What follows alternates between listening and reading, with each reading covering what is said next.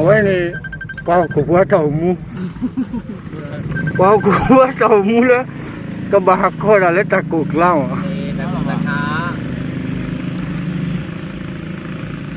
วันตะก็เลยเอาไว้วันตะก็ค้าเป่าขวดเต่ามูแล้วก็บาคอแล้วตะกุกละถ้าจะคือบาหักแล้วไม่รู้ว่ากันเจ้ามาลิขิตบ่าวเจ้ามาลิขิตบ่าววันนี้เจ้ามาลิขิตบ่าว